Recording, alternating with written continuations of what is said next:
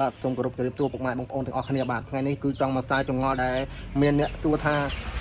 តើផ្លូវមន់ខ្ញុំនឹងយកមកពីណាបាទយកមកពីខាងណាខាងណីអញ្ចឹងណាឥឡូវថ្ងៃនេះខ្ញុំនឹងថតបង្ហាញថាផ្លូវមន់ខ្ញុំមកពីខាងណាពិតប្រាកដបាទអ្នកទាំងអស់គ្នាបា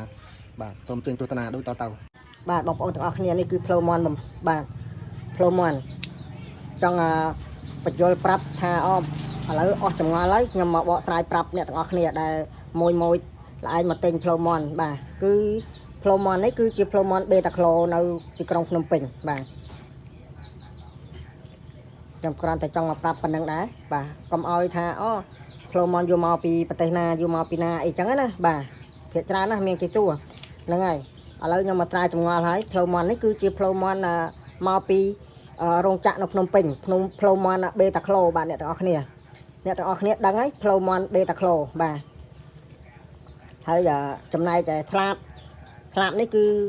ខ្ញុំទិញនៅផ្សារឈើទាលអ្នកទាំងអស់គ្នានៅផ្សារឈើទាលយើងនេះឯងនៅ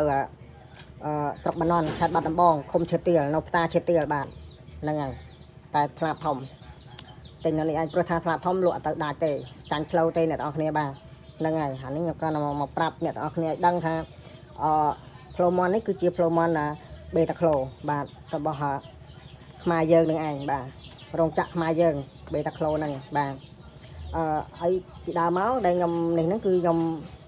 ផ្លូវមន់ហ្នឹងពិតជាយកមកពីប្រទេសសៀមមែនប៉ុន្តែក្រោយមកមានការយើងដឹងប្រាប់ហើយប្រទេសជាតិយើងអញ្ចឹង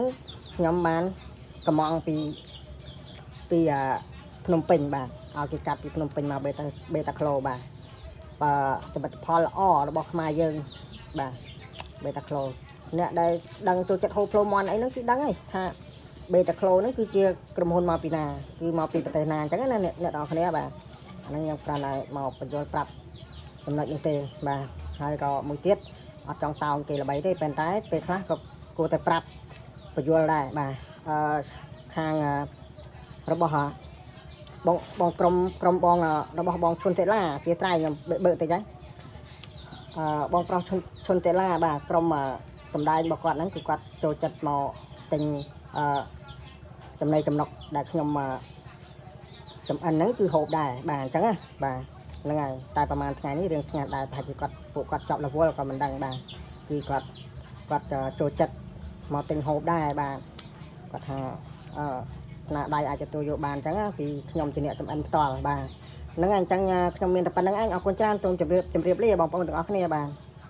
តែមកនេះក៏មិនបានជួយមិនមកផ្សព្វផ្សាយលក់ផលិតផលអីដែរបាទគ្រាន់តែចង់មកបញ្ជាក់ប្រាប់ពីអ្នកដែលសួរថាផ្លូវមន់យកមកពីណាអីមកពីណាអញ្ចឹងណាបាទហ្នឹងហើយអរគុណជម្រាបលា